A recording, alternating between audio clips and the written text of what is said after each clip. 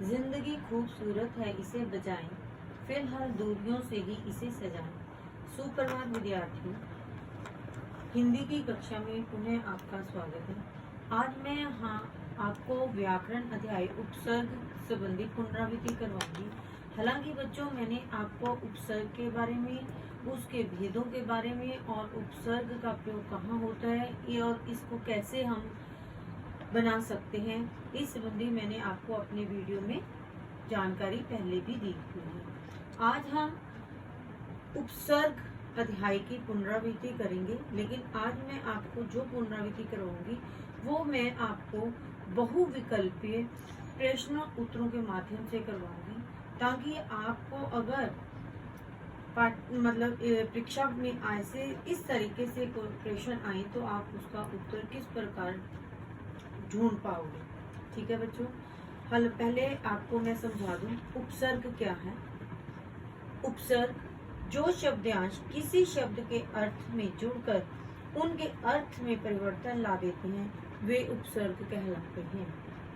ठीक है, यानी कि शब्द से पहले लगकर जो शब्दांश उस शब्द का अर्थ बदल देते हैं या उसके अर्थ में विशेषता ला देते हैं उसे ही हम उपसर्ग कहते हैं।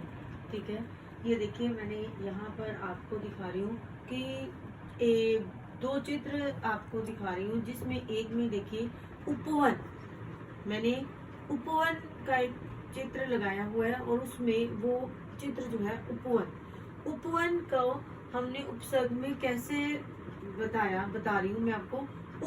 उपसर्ग है, वन का अर्थ है जंगल, यानी मैंने आपको पहले बताया कि जो शब्द से पहले लगकर यानी कि शब्द का अर्थ बदल दे, यानी आपने उपसर्ग जो है पहले शब्द से लगाने हैं, लेकिन आपने उसका प्रयोग जो शब्द होना चाहिए उसका कोई ना कोई अर्थ अवश्य होना चाहिए। ठीक है, ये मैंने जानकारी आपको पहले वीडियो में भी दी थी। इसका मतलब यहाँ पर उप जो है वो उपसर्ग है, वन जो है शब्द है, इन दोनों को मिलाकर इससे बन गया उपवन। उपवन का अर्थ होता है बगीचा। ठीक है, और दूसरी तरफ मैंने एक उदाहरण और लिया बच्चों, उपहार यानी कि गिफ्ट, जिसे बोलते हैं भेंट। ठीक है, उपहार में उप जो है वो उपसर्ग है, हार मतलब हार जाना और गले का हार भी हो सकता है। इस प्रकार यहाँ से आपको पता चल गया कि हमने ऐसे उपसर्ग में प्रयोग करने के लिए ऐसे शब्दों का प्रयोग करना है जिसका कोई अर्थ हो और इसके प्रयोग करने से उसका भी कोई अर्थ निकलना आवश्यक है। ठीक है, ये तो मैंने आपको बताया कि उपसर्ग के बारे में, उपसर्ग की परिभाषा के बारे में। उपसर्ग के कितने भेद हैं? उपसर्ग के 4 भेद होते हैं, यानी कि ये देखिए उपसर्ग के 4 भेद हैं। संस्कृत के उपसर्ग, हिंदी के उपसर्ग, उर्दू के उपसर्ग, संस्कृत के उपसर्ग। मैंने आपको इन सब के बारे में अपने पहले वीडियो में अच्छी तरह से जानकारी दी हुई है। आज हम बस मैंने आपकी दोहराई करवाई है कि इसमें उपसर्ग क्या है और इसके कितने भेद होते हैं। ठीक है बच्चों, आइए अब हम आगे इस उपसर्ग शब्दों की पुनरावृत्ति विकल्प प्रश्नों के द्वारा आरंभ करने जा रहे हैं। आइए आरंभ करते हैं। प्रथम प्रश्न आपका शब्द है, दुर्भाग्य शब्द का उपसर्ग और मूल शब्द है। यहाँ पर आपको 4 विकल्प दिए गए हैं, उनमें से जो सही होगा हम उसको ही चुनेंगे।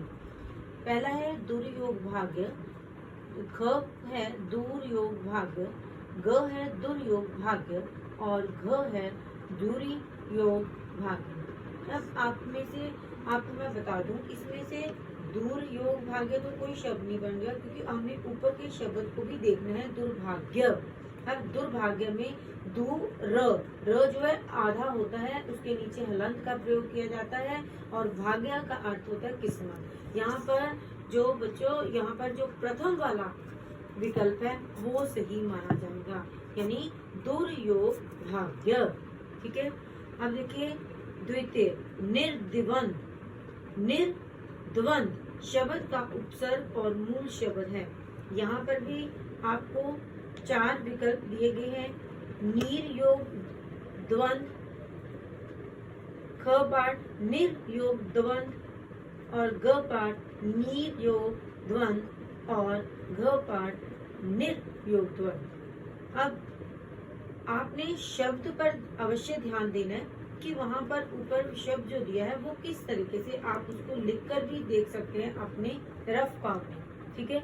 उसमें आप देखिए कि अब पहला तो नहीं सही लग रहा, क्योंकि यहाँ पर ई और ई में अंतर दिखाई दे रहा है, ठीक है। अब ग में नी और र यहाँ पर पूरा है और ऊपर जो है रेफ की मात्रा में प्रयोग किया गया है।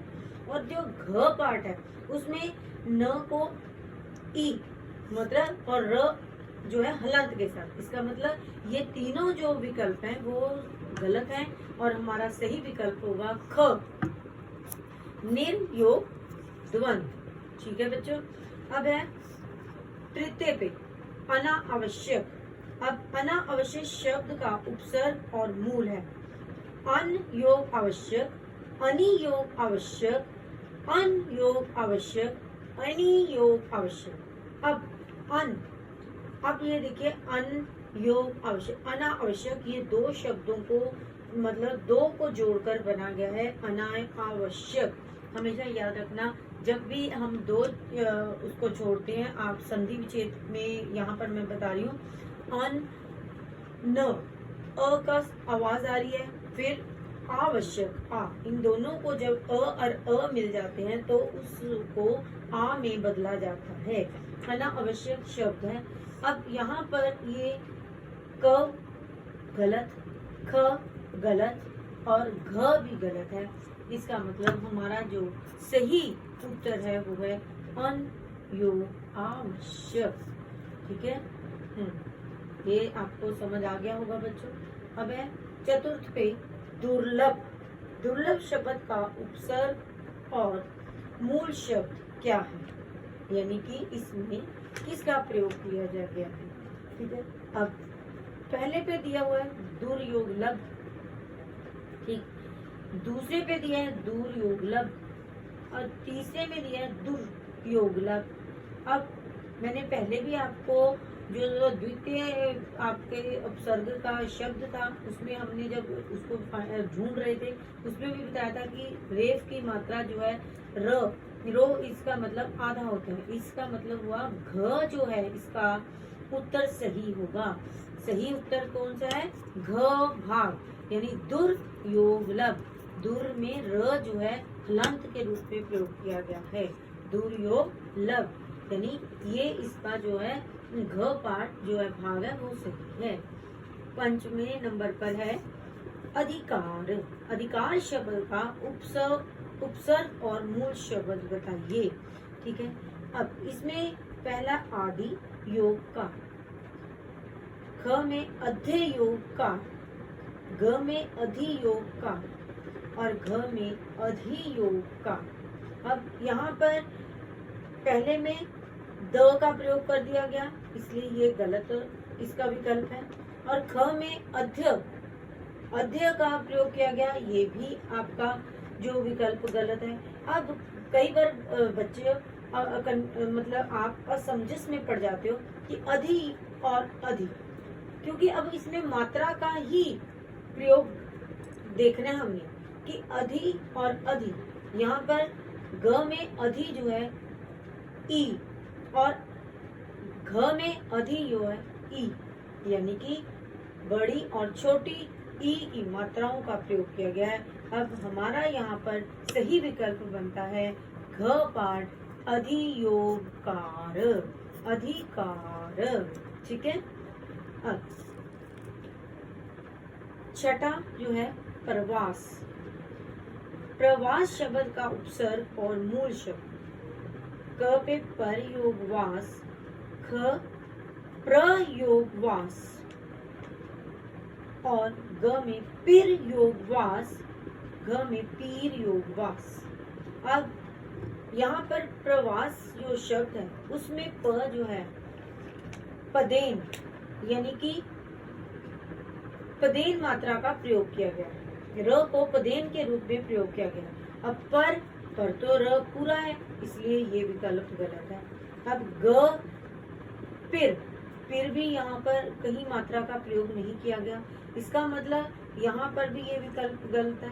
और घ में भी पीर, पीर पीर का शब्द का प्रयोग जो उपसर्ग बनाकर लिखा हुआ है, ये भी गलत है। इसका मतलब क्या हो गया, हमारा जो ख भाग है वो इसका सही विकल्प है।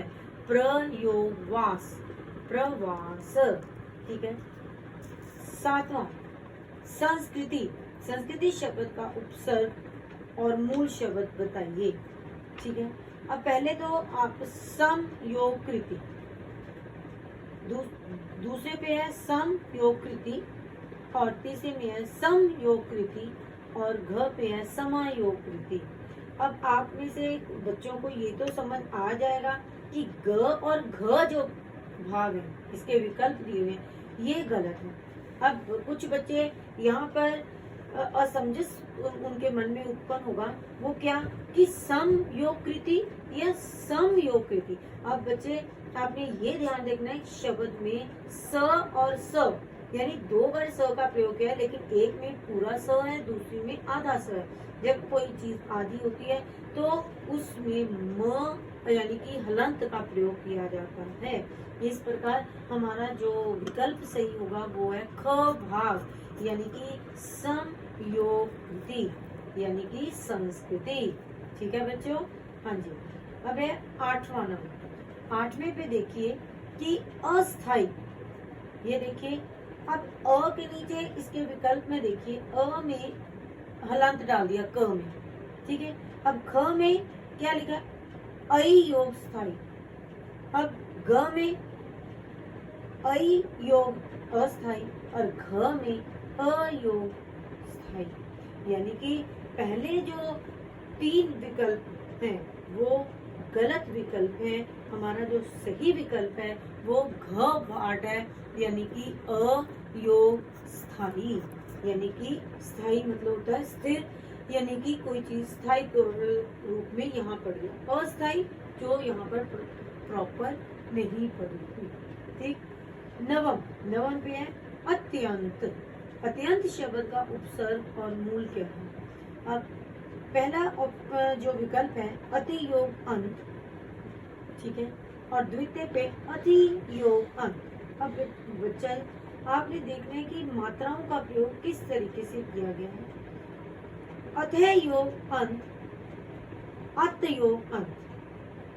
अब जो क है विकल्प उसमें अति, अति कोई शब्द जो ये जो अति शब्द होता है वो सही नहीं है। अति यानी कि जिसमें ई अति जो है वो यानी कि इसमें अति योग अंत ख पाठ, ग में अत हलंत के साथ, जबकि यहाँ पर त जो आधा है तो आपको लगा होगा कि त को हलंत डाल देंगे तो ये अत बन जाएगा, लेकिन इसका कोई अर्थ नहीं है। इसी प्रकार घ में अत, इसका कोई मतलब नहीं होता, ठीक है। इसलिए इस यहाँ पर जो विकल्प सही है वो है ख पाठ, अति योग अंत, अति योग अंत, ठीक है।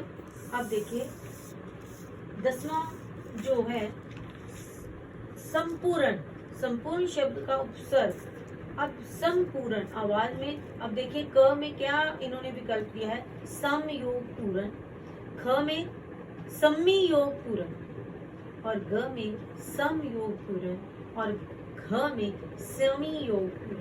अब देखिए बच्चों इसका सही जो विकल्प है वो है ग भाग समयोग पूर्ण। इसमें अनुस्वार का प्रयोग है, अनुस्वार मतलब म का प्रयोग किया गया है और समयोग पूर्ण। बच्चों आज मैंने आपको इस दृश्य कौशल में उपसर्ग के विकल्प संबंधी प्रश्नों के बारे में समझाया। अभी इस आपने दृश्य कौशल में देखेंगे कि इसमें 11 से लेकर 18 तक और भी ऐसे ही प्रश्न है। इसको इन सब प्रश्नों के उत्तर आप स्वयं करने का प्रयास करें। इसे मैं अपने आपको असाइनमेंट के द्वारा दूंगी, आप इसे खुद करिए।